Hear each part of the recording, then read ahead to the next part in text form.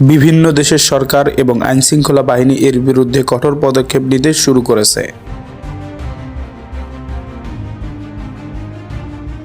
Hello বন্ধুরা, আসসালামু আলাইকুম। আপনাদের স্বাগত আমার চ্যানেলে। আজকের ভিডিওতে আমরা এক অতি রোমাঞ্চকর এবং রহস্য বিষয় নিয়ে আলোচনা করতে যাচ্ছি, সেটা হলো নার্কো সাবমেরিন। হ্যাঁ, ঠিকই শুনেছেন। যারা জানেন না তারা হয়তো ভাবতেছেন সাবমেরিনের সাথে মাদক কেন। চলুন আজকের ভিডিওতে বিস্তারিত জানার চেষ্টা করি।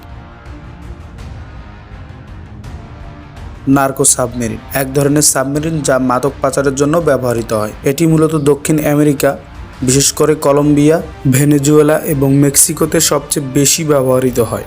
এই সাবমেরিনগুলো অত্যন্ত শক্তিশালী এবং নিখুঁত ডিজাইন করা হয়, যাতে আন্তর্জাতিক জলসীমায় এই সব পাচারকারীরা তাদের মালামাল নিয়ে নিরাপদে পার হয়ে যেতে পারে।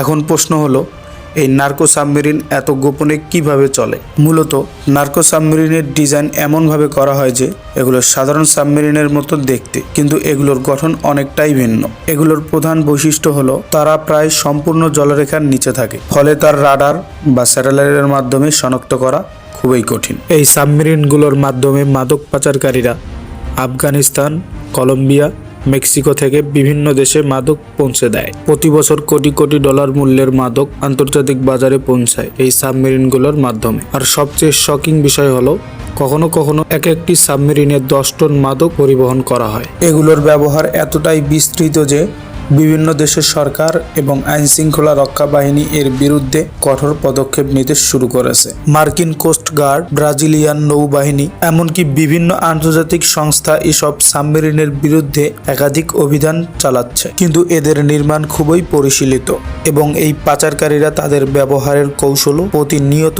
আপডেট করে থাকে। এখন যদি ভাবেন নার্কো সাবমেরিনগুলোতে কতটা বিপজ্জনক কিছু থাকতে পারে, তাহলে ভাবুন। এই ধরনের সাবমেরিনগুলো একদিকে যেমন মাদক পাচারের জন্য ব্যবহৃত হচ্ছে, তেমনি এই বিপজ্জনক কার্যকলাপের ফলে সমুদ্র পরিবেশ এবং মানসিক নিরাপত্তাও বড় ঝুঁকি তৈরি করেছে। তবে এক কথায় বলা যেতে পারে, নার্কো সাবমেরিন হলো এক অতি সূক্ষ্ম এবং অত্যাধুনিক প্রযুক্তির ব্যবহার, যা বর্তমান সমাজকে চ্যালেঞ্জের মুখে ফেলেছে। প্রযুক্তি ব্যবহারের এই ভয়াবহ দিকগুলো থেকে আমরা কি কোনোদিনও মুক্তি পাবো না, নাকি এটি আরও বাড়বে?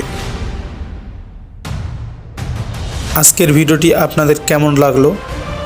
নার্কো সাবমেরিনের এই রহস্য ও বিপজ্জনক দুনিয়ার আরও কোনো তথ্য জানতে চান? কমেন্টে আপনার মতামত জানাতে ভুলবেন না। আর যদি আপনাদের এই ভিডিওটি ভালো লাগে, তাহলে চ্যানেলটি সাবস্ক্রাইব করতে এবং ভিডিওটি শেয়ার করতে ভুলবেন না। দেখা হচ্ছে আবার কোনো নতুন একটি ভিডিওতে। ততক্ষণ পর্যন্ত সবাই ভালো থাকুন, সুস্থ থাকুন। আসসালামু আলাইকুম।